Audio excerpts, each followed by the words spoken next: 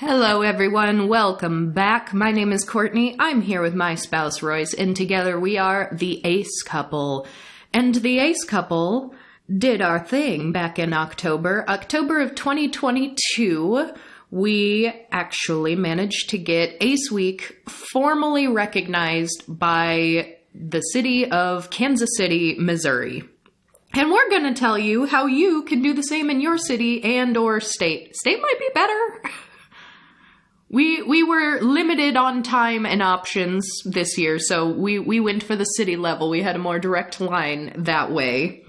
So we'll give you a couple options, the standard method and the method we took, in case you too would like to get some Ace Pride proclamations proclaimed.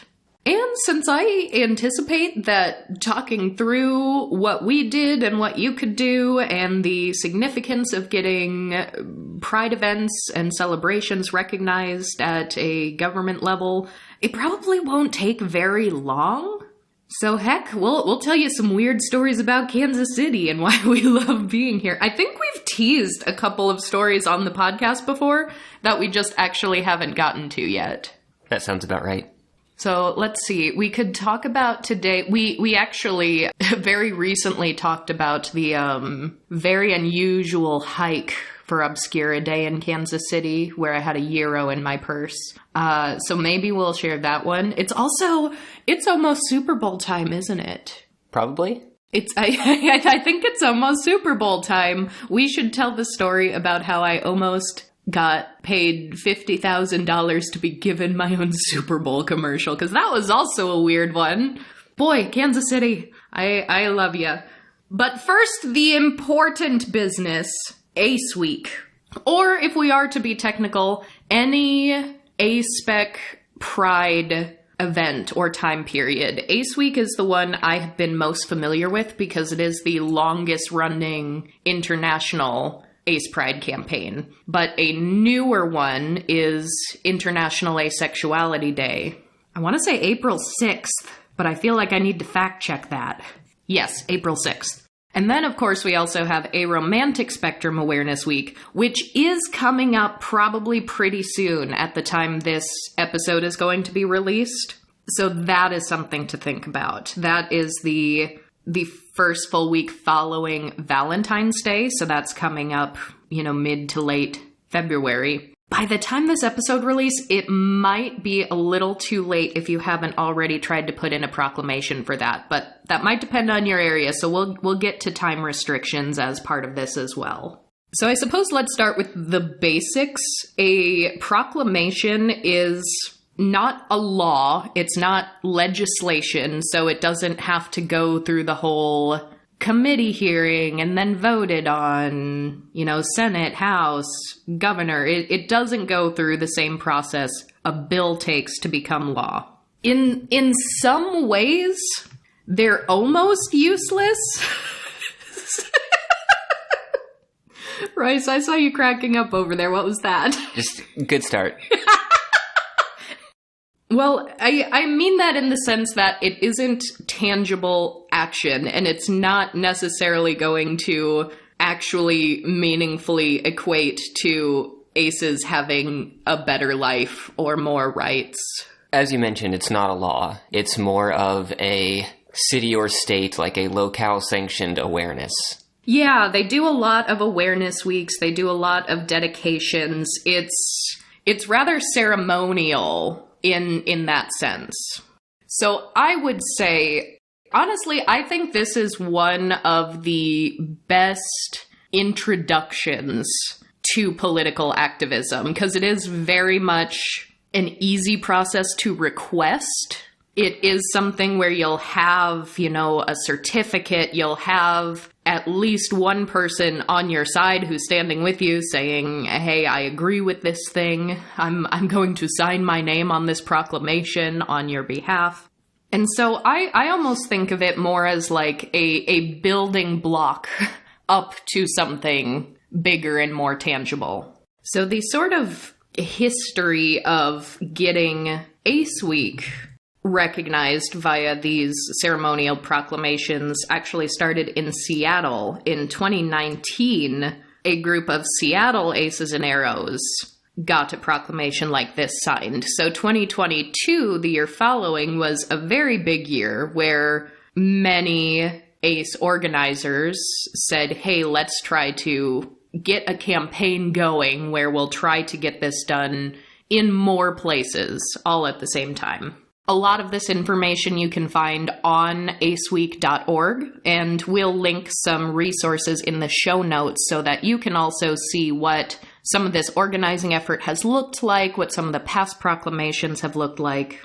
And there's even a series of documents, which is really, really helpful, especially if you yourself are saying, hey, I want to get this recognized, but I don't know any people affiliated with the government in my area. I've never gotten a proclamation like this signed before. These documents are vastly helpful because it's broken out by state. So if you're in the US, you can pick your area, and there are already links to the website where you can go and get information, because every state's going to be a little bit different. But most states, you kind of just have to ask for a proclamation, and everyone's going to have their own process. Thankfully, a lot of them are online, so some of them it's really just a matter of filling out an online form saying, this is what I want recognized, please sign it, and it just might happen. It could theoretically be as easy as that. Now, remember, the people reading this, whether it be the government, whether it be a mayor or a council member, that person on the other end is still going to need to agree with what you're asking for. So if there's someone in office who's very, bigoted, very ace-phobic, someone who doesn't think that asexuality is a real thing, they're not going to sign it just for the sake of signing it, because their name is now going to be affiliated with that. So part of it, and part of the significance, is also just getting that gesture of goodwill and that commitment of allyship from someone who does hold office. Because then if you are later down the line lobbying for something that is a little more tangible, something that is a bill or a resolution, then you can sort of point back to this and say, hey, you stood with us on this thing. You put your name on this paper saying you stand with us.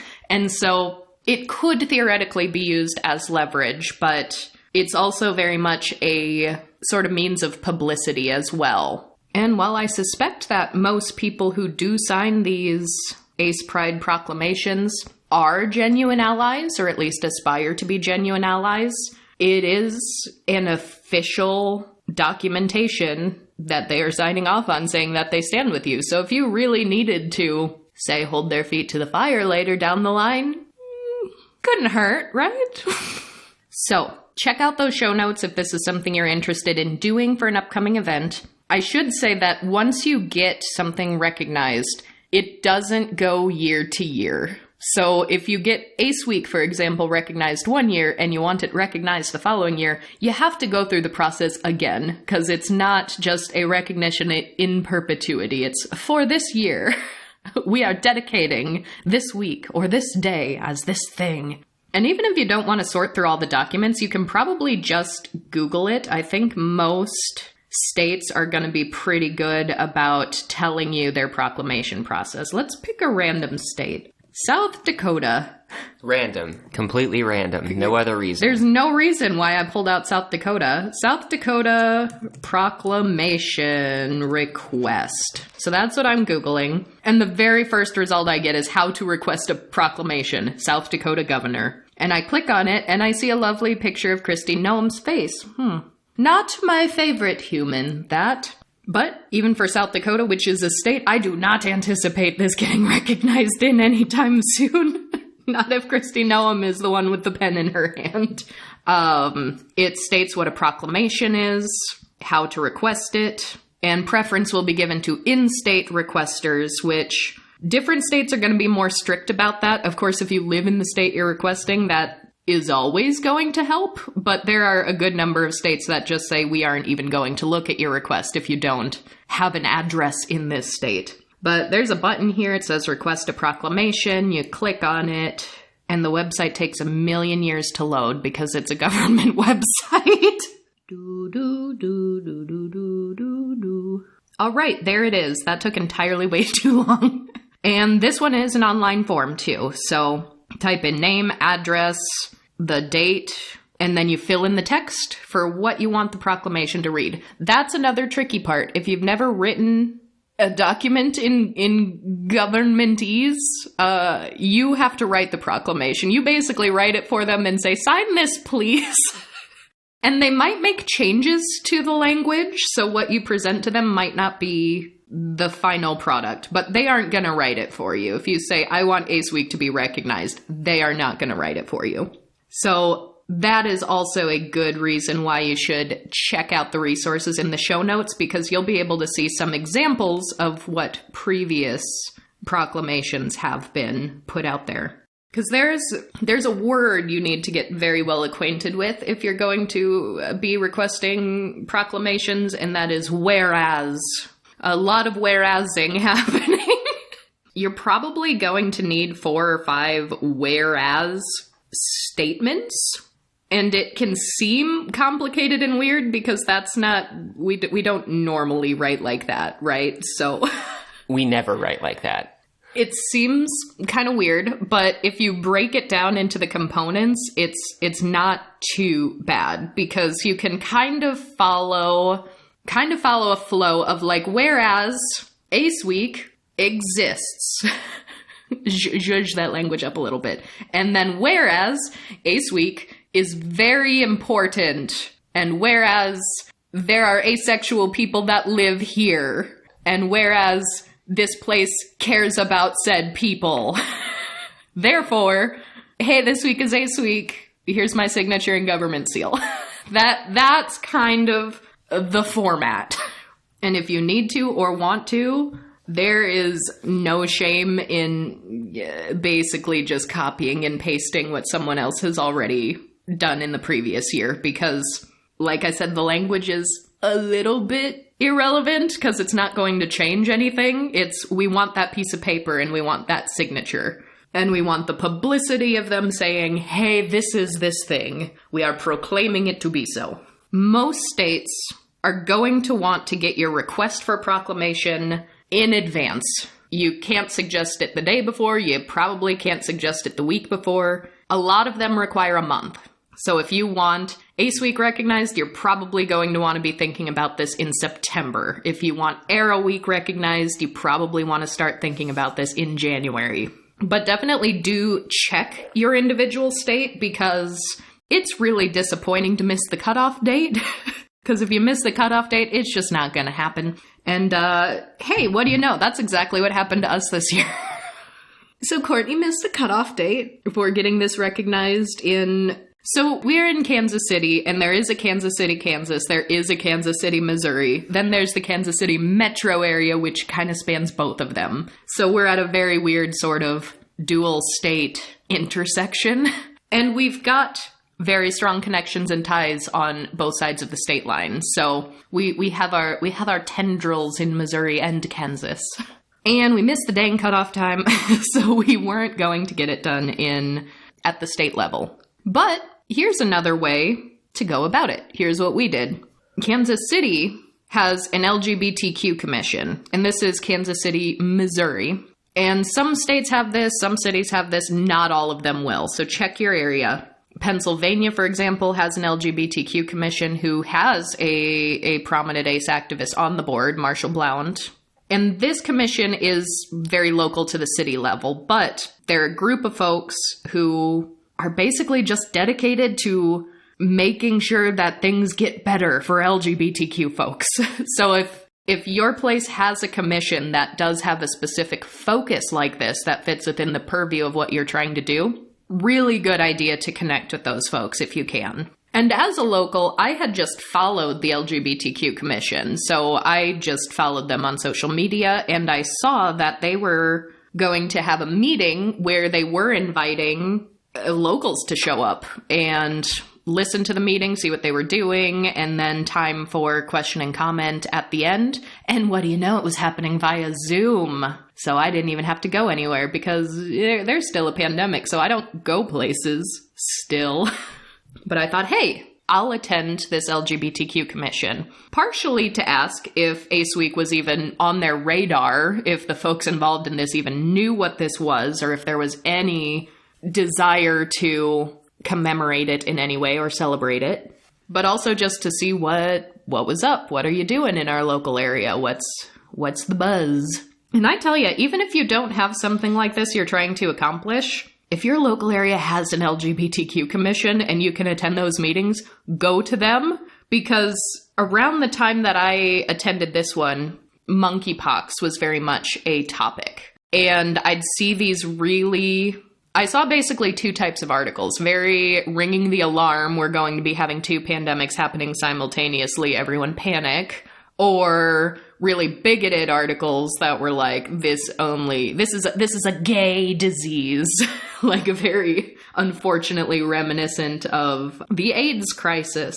And I swear, in like the 10 minutes that they were discussing what our local area was doing about monkeypox and what they were doing for education and what they were doing for vaccines and where they were going to educate people in our local queer spaces, I learned more about monkeypox and the vaccine for it and the actual numbers and situation and what was being done about it in 10 minutes at that meeting than I did in a dozen articles about it. So local politics can sometimes seem really daunting, and it can seem very small in the grand scheme of things, but there's actually stuff getting done, and I recommend participating in it if you, oh my goodness, my words. I recommend participating in it if you can.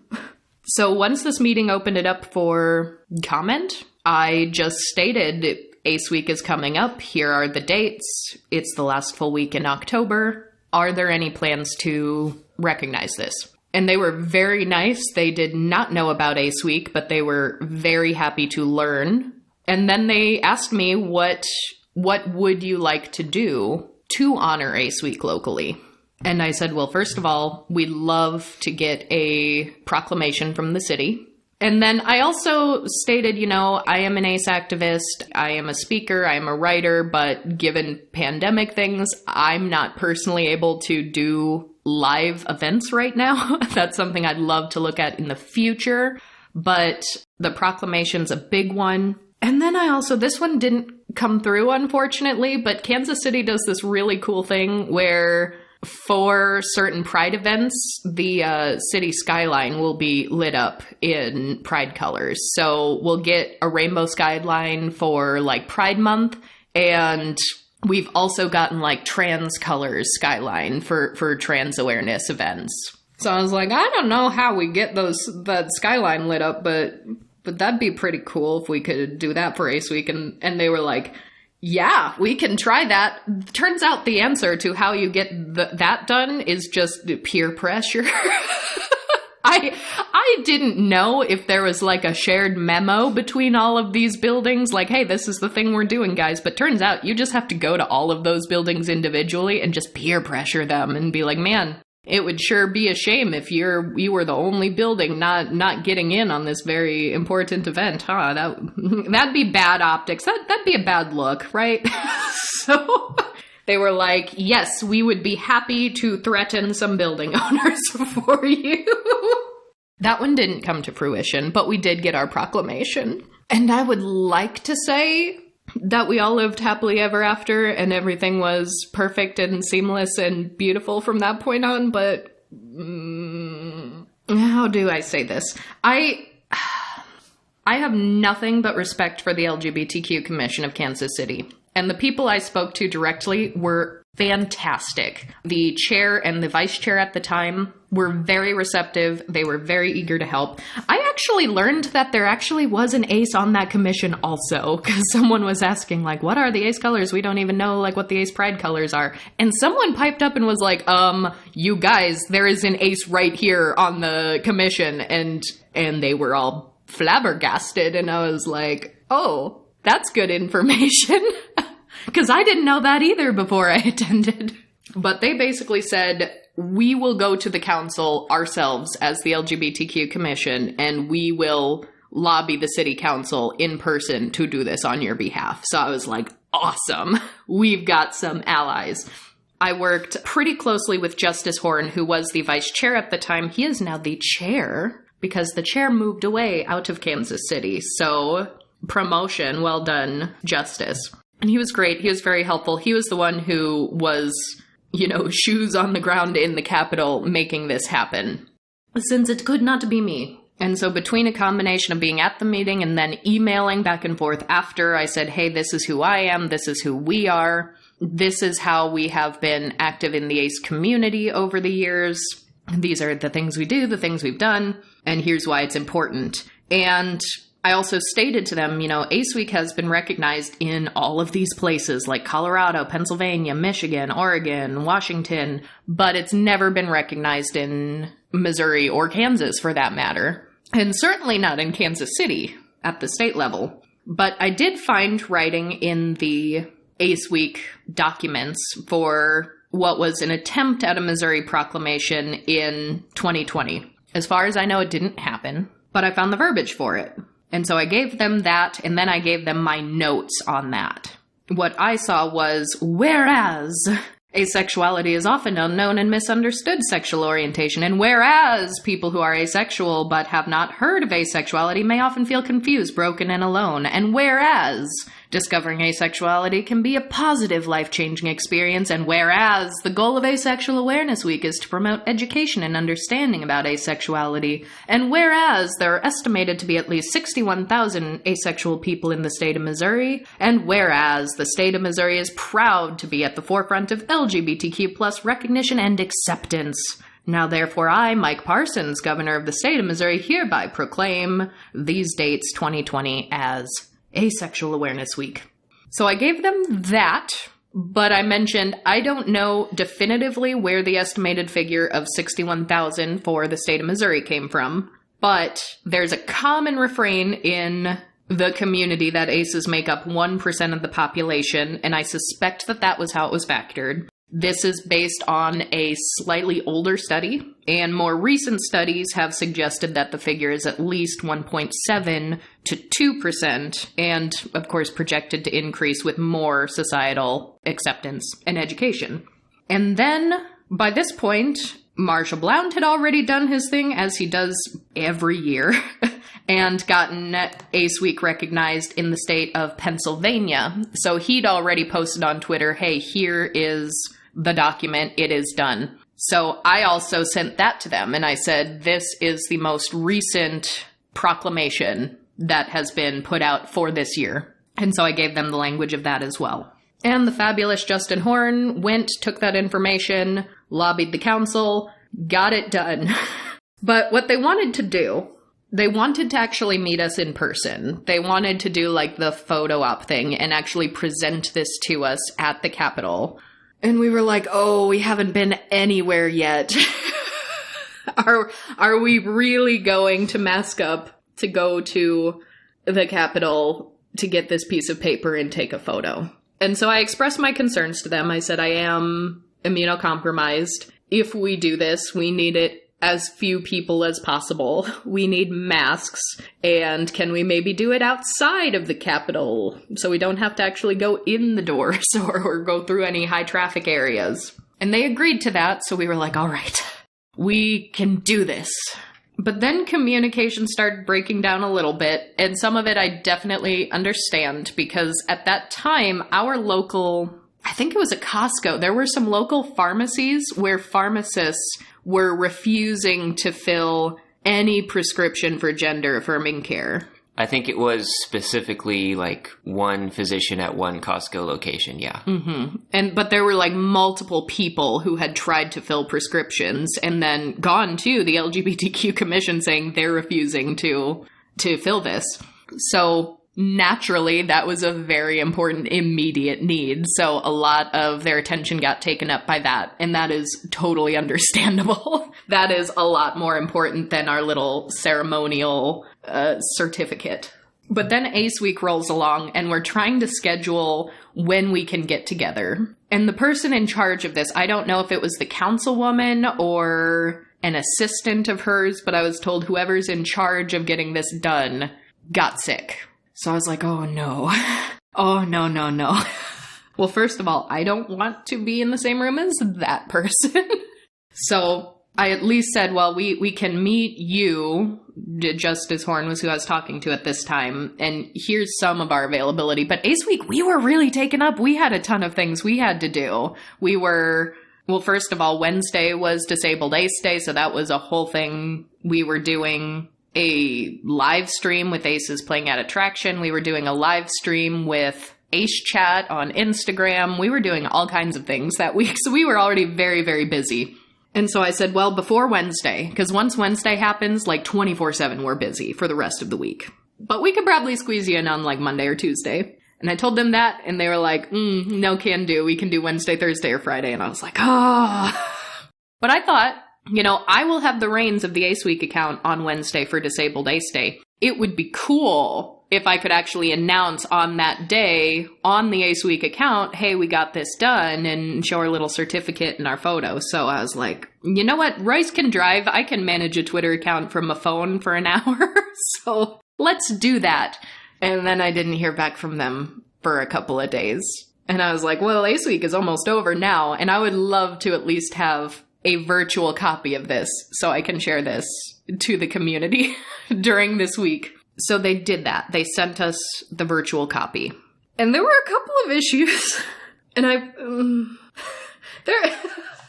I actually sent the virtual copy to QPR friend, who is not Ace, but is a fierce Ace ally. And very important to us. And I was like, hey, could you maybe work a little Photoshop and correct all of these typos? Because I'd really like to post this online and tell everyone that Ace Week is recognized, but if anyone actually reads the words and doesn't just look at the photo and say, hey, good for them, this is kind of embarrassing. I really am starting to think that we're the only ones who did read this, because the LGBTQ Commission tweeted it out before us. Like, they beat us to the punch. They were like, thank you, the Ace couple, for making this happen. We did this. Ace Week is officially, recognized in Kansas City. And I was like, oh no, they posted it. No one reads government documents. Oh, I hope no one reads it. Oh, I hope no one reads it. Because then also, there's, on Twitter, the Asexuality Archive, I think is what it's called. Yeah, the @ is Ace Archive. I like watching their account during Ace Week because they'll put up a map of the places that recognize Ace Week. And I really wish they'd use alt text, because that's my biggest concern, is that if someone is a screen reader user, they have no idea what states this has been recognized in. But for me to be able to glance and see the map as it starts to fill out, that's really nice. And I even referenced some of that when I was talking about, here are the other places Ace Week has been recognized before. So, I tagged Asexuality Archive and I was like, hey, we got this done in Kansas City. I really hope you don't read this. So, you guys, it's so embarrassing. And the thing is, I suspect, and I don't know, because the only person I spoke to directly were the people at the LGBTQ Commission. And they were all great. They were on board. They were probably not responsible for this final product, and they probably didn't read it thoroughly. And that's fine. The councilwoman this was put in front of probably didn't read it. And I wonder if the person who wrote it is the one who got sick. If that's the case, I at least know that happened ahead of time, and given the nature of the typos, it just seems like it was rushed. Yes. It seemed very rushed. So, first of all, and the thing is, since we didn't end up meeting in person, they sent us the virtual copy, but they were like, we still want you to have this physical copy. And they were like, we can overnight it to you. And so I was like, great, here's the address. They did not overnight it to that address. They did not even mail it to that address. Like a month later, someone just showed up and knocked at the door without a mask and just handed it over. And we were like, oh, okay. So we've got these big, beautiful, high quality folders that have this gilt stamp on the front, like City of Fountains, Heart of the Nation, Kansas City, Missouri, with the logo and a beautiful border. And the proclamation is on this big, beautiful, high-quality paper with the seal of Kansas City, and... But you guys, you read this. I was like, how? They messed up the name of the city twice. In 2 different ways. Twice? I thought it was 3 times. Was it 3 times? Okay, we're gonna read this again, because I thought too, since it was a month later and someone just showed up with physical things, I was like, maybe the typos got fixed. No. No one reads government documents. So, Proclamation recognizing Ace Week, October 23rd through the 29th in Kansas City. No S on that word. Whereas Ace Week is an international campaign first established in 2010 that seeks to raise awareness, acceptance, and to celebrate the asexual community worldwide. That's pretty good. I like that. And whereas ace refers to that fit within the asexual spectrum and individuals that hold those identities. A little clunky, but not typo bad. And whereas discovering asexuality can be a positive, life-changing experience, and whereas asexuality is often an unknown and misunderstood sexual orientation, and many grown up not knowing that asexuality is an option. Yeah, okay. And whereas it is estimated that asexual people make up about 2% of the city's population, and now therefore be it resolved that Councilwoman Andrea Boo, on behalf of the City Council of Kansas City, Missouri City, proclaims October 23rd through 29th, 2022 as Ace Week, advocating for greater understanding and acceptance of ace identities. So no, that was twice that they messed up Kansas City. The only time that Kansas City is correct on this form is at the bottom of the page, the signature stamp for the council member, which I'm sure is just the exact same every time, like 6th District at Large, Kansas City, Missouri. How did they say, in the top where it says recognizing Ace Week October, it's in huge, bold, fancy font, and it says Kansas City. And in the therefore be it resolved, it says Kansas City, Missouri City. Why? How did this happen? At least the one near the signature is the correct one. That's the most important one. I suppose. I would argue the one in very big, bold, fancy font at the top saying what this document is probably the important one. So back to your point earlier, don't try to rush these things. Do them ahead of time. Bad things will happen, things will come up. Yes. Absolutely. And the thing is, if I had done the month ahead of time, proper channels, requesting it through the state, and like this was the final product and they did it, I'd be livid. I would be like, you really did not care about this at all, even a little bit. I'm more forgiving at the more local city level because I actually saw all of the stages as they were playing out, and I was talking to people, so I knew that a bunch of attention got diverted to the immediate crisis of not being able to fill prescriptions at a local pharmacy. That's forgivable. I knew someone got sick, and I was like, oh, pandemic, oh no, I don't like that. So, is it a little disappointing? Yeah. Is it very hilarious? Also, yeah. But hey, you win some, you lose some. Sometimes simultaneously you win and lose. So where are we at for time, Rice? Do we have time for some silly Kansas City stories? We can tell some stories. So I guess the first one to mention was the Euro story, and do you even remember how you brought that up? During a recent episode, I think it was the autism assessment episode, we were talking about all the things I used to keep in my purse. That's right, everything you could need in your purse. Yes. Usually an unusual snack that most people would not think to put in their purses. So the preface for this was that we had a day where several things were going on around town. Do you remember what that context was? It was Atlas Obscura Day. Right. Mm-hmm. Which Atlas Obscura, if you're not familiar with it, it's a website, they've got some blogs, but it's also kind of just a directory of like weird places, like strange local gems and weird history. So it's really fun. I usually like to pull up Atlas Obscura when I'm traveling if I have some free time, so I can just see like what are some strange places. Think like Roadside America, but plus also more weird and sometimes macabre things thrown in there. So a part of this was going out to basically a trail marker, a historic trail marker.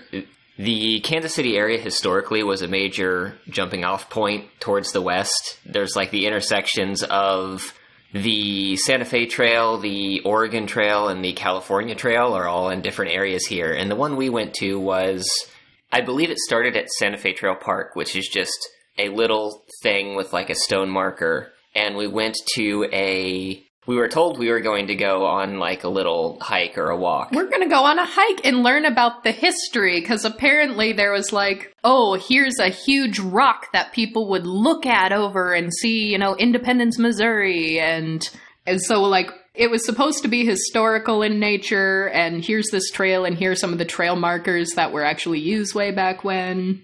Right. But no preface into what this hike was actually going to be like. No. Before we had gotten here, we had went to lunch somewhere in the area, hence the reason for €1 in the purse. It was leftovers. Well, yeah, had to get some extra because we were going to like 4 different places in a row, back to back to back. So I was like, well, I'm going to need this later. Pop an extra €1 in the purse. But we met up in this little area, a little bit out of the way, with, I don't know, maybe a dozen or so other people, and the people who are going to guide us down that trail, and we start going into the tree line near this little park, which was pretty dense, considering it's, within the city. And I remember pretty immediately, like maybe only a minute or 2 in, walking on what was not a well-traversed path. No. 2 people in the back, like, just started talking to each other, and we're like, I don't think we brought the right shoes for this. Should we just go back? I think we should just go back. And they just left. I was, mind you, wearing a dress and a top hat with a huge purse slung over my shoulder. Yep. And flats. But we had ended up walking for quite a while. Not a terribly tough hike at first, but it was not what we expected. It was a little rough. Went around basically following a few little trails of water, getting a little bit of a rundown of the history of the area and all of that. The entire trail, I think, was probably about a mile, maybe 1.5 miles, something like that. But I do remember at one point it suddenly getting more serious because we started walking over this large concrete pipe. That really tripped you up. Yeah, I don't like heights. And so it was over this really dirty looking algae, I don't want to call it a pond, a marsh. I couldn't tell how deep it was, but there was water and we were walking over. It was like a creek. It felt more like a small lake to me. It wasn't just one moving area of water. Mm. But the dozen or so of us are walking across this fairly large concrete pipe, probably 10 to 15 feet above the water. Mm-hmm. And it was long, too. I was quite surprised at how long we were on that dang thing. And I don't like heights. The person in front of me was also not feeling great about this. And at some point, we got stuck. Mm-hmm. Something needed to be done up front that I couldn't tell what was going on. And we were just standing there. That was the second pipe. There was another one. The first one we passed really freaked you out, and we were like, well, at least that's done, and we'll try to find a way back where we don't have to cross that again. But then we found another even longer pipe. And it's literally funny, I can actually see this pipe on Google Maps. There was enough water around it that the tree line is cleared, and it's, according to Google Maps, at least the exposed area of it was over 300 feet. Uh-huh. But yeah, at one point, we have no idea what happened, but everyone just stopped, and we were just standing single file on this big pipe overhanging a very gross-looking body of water. And we were standing there for so long, and we'd already been hiking for so long, that some people just sat down on the pipe. I considered it. It was just wide enough that I felt fine standing up in my normal stance, but, like, I wouldn't have wanted to... Like, you couldn't walk back and forth. Mm-mm. I wouldn't want to have moved around very much on it, and in fact did not. And then we literally at one point, like, scaled the side of... I don't know what could you call it a cliff? Was it big enough to be a cliff? It wasn't huge. It was vertical enough that a couple of people needed to climb partway up and sort of brace themselves to help the rest of the people up. Yes. And I would say it was probably about 20 feet high, just off of memory. Yeah. I can't remember if that was before or after. I think that was near the end. I think that's how we got out of it. Yeah. I think before that, someone else was like, oh, I wasn't prepared for this. I'm getting really hungry. And you were like, I have a euro. Yeah, well, we kind of got lost because after the, like, pipe holdup where we still don't know what happened there was, like, a group that had gotten off of the pipe and continued on. So once we got off of the pipe, we were, like, split into two groups, and we were like, we have no idea where the leader of this hike went. So we were in a smaller subgroup of people trying to find our way.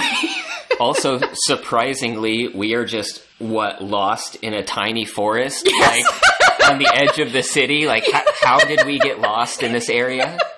I know there were pipes involved, but yeah, and so we were lost. We didn't know where we were. We didn't know where the group leader was. We're with a small group of people who are like, that pipe was terrible, scaling this like 20-foot steep, straight up and down incline was terrible, and now I'm hungry. And I was like, don't worry. I opened my purse and I was like, I've got a euro, and I handed it to them. The look on this person's face when I produced the euro from my purse and handed it to them was very similar to the look I got when I went to the Royals victory parade after they won not the Super Bowl. What do the baseball do? The World Series? Yes, when the Royals won the World Series. It was shortly after Halloween. And this was before we went vegan and before I learned about the evils of the chocolate industry. So I've always been the house that's like, the kids get full candy bars. I love Halloween. The kids love Halloween. I want to see the kids' costumes. I want kids trick-or-treating at us regularly. So we are giving out full candy bars. And I had some extra, so I put some candy in my purse to go to the Royals victory parade. And mind you, I'm from South Dakota. We don't really have sports there. There are still sports lovers, but you kind of, when you live in South Dakota and you're like an NFL fan, you have to just kind of pick your own team. South Dakota doesn't have one. So some people will be like, oh, well, the Vikings are the closest to us in Minnesota, so we'll root for them. And some people are like, no, the Vikings suck. I'm going to root for the Packers because they're not that far away. And they're actually good. And then you get like a random Cubs fan here and there. So I had never been to like an NFL game. I'd never been to like a professional baseball game. We had like a minor league baseball stadium that I went to a couple of times in South Dakota. But I just wanted to find out, like, what's all the fuss about? Like, I just recently moved to Kansas City, and now the Royals are winning the World Series, and this is supposedly a big thing. And oh my goodness, I had no idea how big of a thing it was. Oh my goodness. The number of people that were downtown. There were people who were trying to drive downtown that day who just parked their cars on the side of the interstate and walked because everything was jammed and closed up and they couldn't get any closer. And I was like, this looks like the start of a zombie apocalypse film. What is going on? But I met some friends and we ended up hanging out. Like, some strange people just adopted me, and someone was really hungry while we were waiting for, like, the parade had already happened, and then there was this big, like, ceremony down at Union Station, and someone was like, man, I hope they start soon, because I'm really hungry. And so I pulled a Snickers out of my purse, and I handed it to him, and I said, you're not you when you're hungry. And I didn't plan that, but I had a Snickers in my purse, and someone around me was hungry, so I had to, and... So that's about the same face that this person made when I pulled a euro out of my purse. Probably only through exhaustion from the hike, because the euro is so much stranger. I remember them sort of like staring at it questioningly a little bit. But they did accept it. They did eat said gyro. Yes. You have to build up your strength to get through this horrible, horrible hike. Which I got 100 points, the hiking leader, when we had to scale that 20-foot wall, which I have no arm strength. None. Zero. I got up that incline with spite alone. I was like, I made it this far, and gosh darn it, I am not crossing those pipes again. We're getting through this. Or rather, I'm not making Royce cross those pipes again. They didn't bother me as much, but they were weird. And we signed waivers before going to this, but I thought that was just standard. You're going out into the forest, and this is just a volunteer local historian who's going to be showing us the way. They just don't want to be liable. That's standard. We were not told how brutal this was going to be. So here I am in my dress, in my flats, with my huge purse, with my top hat. And when I finally scaled that thing, the leader of the hike had to stand to help pull people over the side, because there were many people who could not athletically get up that whole thing on their own. So he was at the top pulling people up. And when I got up, out of sheer spite, he looked at me and he was like, wow, you're really doing this in that dress and that hat with the purse. 100 points. And I was like, well, thanks. It doesn't feel right to call this a forest. But it was a decent-sized collection of trees and not people. It was a very complicated path. It was a little intense at times. It was surprising, not expecting some of that. But I wouldn't call it a horrible, horrible hike. I do remember coming out midway through. We came out of the trees, lower ground near a river. And we did see, around that time, I think it was getting a little later in the afternoon, and visibility was pretty good. And I remember seeing, just a vaguely unusual bird. I think it was a great blue heron, just kind of hanging out by the river and whatnot. Yeah, but then at the end of this hike, we led out into a park, and people are playing, Frisbee golf, and we're like, yeah. Were you this close to us the whole time? Frisbee golfers? Well, I'm looking at the map. It's kind of you kind of have to deliberately get lost in this area. Yes!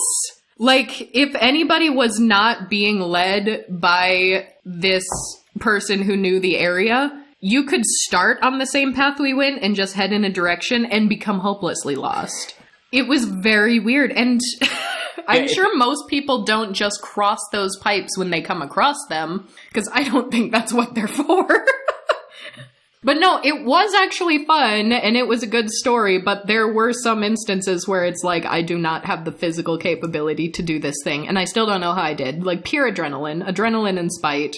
For anyone in the area who is curious, that park where people were playing Frisbee golf right next to the pipe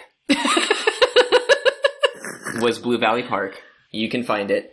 Yeah, what a strange day. Because then, after we got done with the hike, we all jumped in our cars, and one of the organizers of this event is like, all right, everyone follow me. I'm gonna drive to Birds Botanicals. Oh, Birds Botanicals, rest in peace. Oh yeah, I forgot that was on that day. That was a huge orchid farm in a cave. So the thing about Kansas City is we've got a lot of underground cave systems. That you drive by sometimes and don't even realize they're there. They're underneath some populated areas. Yeah. So we went to an underground cave and we met Bird, who is a really cool dude. He grows orchids, teaches orchid planting classes, has created his own species of plants through crossbreeding. Yeah, we learned that there's apparently just orchid competitions, worldwide orchid competitions. Yes! And there were lots of carnivorous plants, which were very neat. And one of the only, real wasabi plants. Yeah, he said that was just a little personal challenge or project because wasabi is so difficult to cultivate. And most wasabi is actually horseradish? Is that right? Culinary wasabi is usually horseradish and mustard. Mm-hmm. Yeah, so it was great. It was so cool going into this underground cave and seeing this vast expanse of orchids and carnivorous plants and rare species. It was super, super neat. My feet were killing me by this point. Oh my gosh. And I don't think I even brought my cane with me. Or did I have it for Birds Botanicals, but I didn't bring it on the hike? I don't remember. I don't even remember if you were using a cane at this point in time. What year was that? I don't remember. I don't remember. I don't think you had it on you for the secret in a sewer pipe. Yes. Like, what do you even want to call that? I don't know. It was that, like, so after Birds Botanicals, there was an after party that was, like, the urban explorers brought us to a party and we had to get, like, coordinates to get here. It was not legal. But, yeah, they had, like, a band set up. Nobody told us to bring, like, headlamps. But when we showed up, we were, like, the only one who didn't have headlamps. And I was like, well, we did not get the memo. But that was another, like, we had to go up and down a pretty steep, like, 90-degree incline to get up and down to there this was place. A drop-off into, the area that led into the big sewer pipe, and someone had propped up a couple of pallets to make essentially a ladder that wasn't very sturdy or stable. No. And yeah, at this point in the day, your body was basically giving out, and I was tired. And I was like, I don't know if I want to be at a little impromptu music show in a tunnel. I'm already getting bad acoustics at this point in time. Like, this is probably going to bother my ears. We did walk all the way to the end of the pipe, though, to see where it led out, and that was quite a view. Oh my gosh. It was, I think I preferred walking in the pipe rather than on the pipe, because in the pipe... It did let out. There was a pretty steep drop also to another, like, pretty big body of water. Mm-hmm. I actually have no idea where that was at, so I can't even check that on the map. No, I have official, no idea. The historical marker is a lot easier to find than the underground music show. Yes. But yeah, that was very much like, here are the coordinates. Here's when you show up. And we're like, great, I'm game. Well, I was like, great, I'm game. Race is like, are we really gonna go to this? And I was like, yes! When the urban explorers invite you to a secret after party, you go. But we decided to not stick around. So back to sports for a moment, because I do think that by the time this episode releases, it's probably close to Super Bowl time. Let me tell you the story of how I almost had a Super Bowl commercial. So... not too long ago, it was projected that the Chiefs were going to be in the Super Bowl. And that, to my understanding, was pretty rare. Yeah, it was a big deal. It was a big deal. And I still had not I still to this day haven't, but I had not been to a Chiefs game. I had not been to a Royals game. One time I won a couple of tickets to a Royals game, but that was a weekend that I actually had work business in New York City, so I couldn't go. But the entire city was like, oh my gosh, the Chiefs just won the World Series not too long ago, and now the Chiefs are going to... You mixed up your sports ball. Did I mix up my sports ball? Yeah. I'm sorry. The Chiefs don't go to the World Series. Did I say that? The Royals won the World Series, and now the Chiefs are going to the Super Bowl. And so the entire city was just very happy. And that's the thing, because every time... I'm not in Kansas City, and I tell people I'm in Kansas City, most people associate with sports. So they'll be like, oh, are you a Chiefs fan? Oh, are you a Royals fan? And I always say, no, but I like it when everybody in my city is happy. When every business that owns an outdoor fountain puts local dye in the fountain to turn it blue or red. Yes, and I like when the statues downtown, because we are, as it says on our fancy proclamation, we are the city of fountains. We have the most number of fountains in North America, and I think we're second only to, like, Rome. But we're second to Rome by, like, a long shot. It's like an order of magnitude. Like, our number of fountains is impressive by American standards, and we can be like, yeah, well, we're second only to Rome, but Rome is its own thing. But yeah, we have all these fountains and these statues, and like sometimes people will just like put a Chiefs jersey on all the fountains downtown, and it's kind of cute. Like I like how happy everyone gets when our sports are doing well. And now at this time, of course, this was all pre-pandemic and everything, so I did a lot of local business networking because I am a business owner, I'm self-employed, and I had a pretty big presence in a lot of, like, I was one of the co-organizers for the, like, 20 and 30-something entrepreneur group.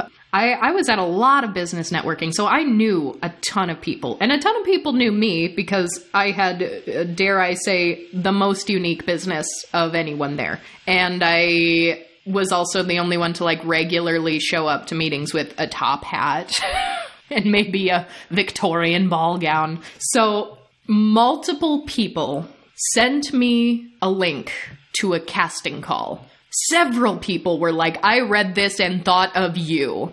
There was a casting call put out for Kansas City for one-of-a-kind creative businesses. We're looking for truly unique, innovative small business owners who stand out in their field, trailblazers with creative and unusual, one-of-a-kind ideas. And like the number of words they were like, we're looking for weird, wacky, strange businesses. And I think it even gave examples, and like all the examples they gave were like nowhere near as weird as like, I make artwork out of human hair. I make custom orders out of the hair of your precious sentimental loved one. One of the examples was like, are you a dog groomer who does funky haircuts and dyes dog hairs in crazy colors? And I was like, I do something with hair. So all these people from local business groups and the chamber and all these things were like, Courtney, this is you. And so I started reading all these casting calls that people were sending me, and I was like, yeah, you're right, that does sound me. And they were like, we're casting for a Super Bowl commercial. And I was like, pardon me?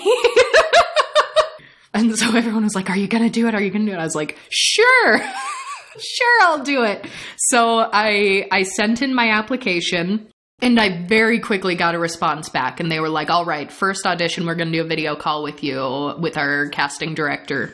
And so I went in to this video call. I did this thing, and the casting director loved me. She was like, you are exactly what this brand we're working with is looking for. And I was like, ooh, what's the brand? And she's like, we can't tell you yet. And I was like, all right. And I think I had like another 2 interviews and auditions. I think this was like my first application and then the first round of video calls. Then I made it through to the second round. And then the third round I get to, they were like, it's between you and one other person. I was like, hot damn. And I was like, I know a lot of local businesses and a lot of local business owners, and I do not know anyone who is weirder than me. So I was like, I've got this in the bag. And they were like, since this is the final round, we can tell you what brand this is. And I was like, ooh, what brand is this? I kid you not, it was Head and Shoulders.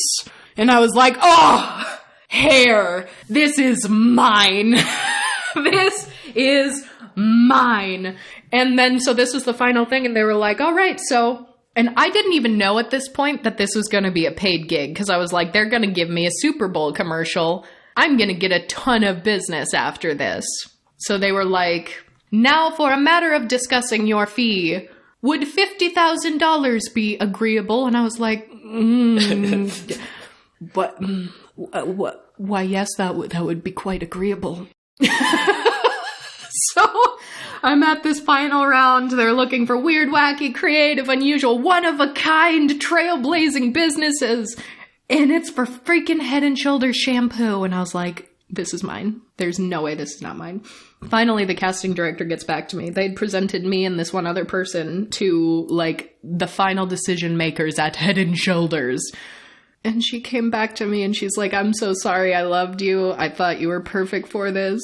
But your business was just a little too weird for them. No! I was too weird for the weird business casting call for Head and Shoulders.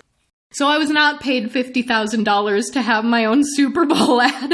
And the thing was, They were basically just giving you an ad. They were like, Head and Shoulders support small businesses, so here's an ad for this business. So it was like literally going to be me in my studio and talking about what I do and like information for how to find me. Like it was literally going to be a commercial for me on the Super Bowl, paid for by Head and Shoulders and also being paid by Head and Shoulders. So I've had a lot of really good almosts in my run as a business owner because I catch the eye of a lot of casting directors. Lots of casting directors have either come to me or really liked me when I've applied for something. Mostly come to me. This is actually the only thing I've ever applied for. Usually I'm approached by people, but like the final decision maker is always like, we don't know what to do with her.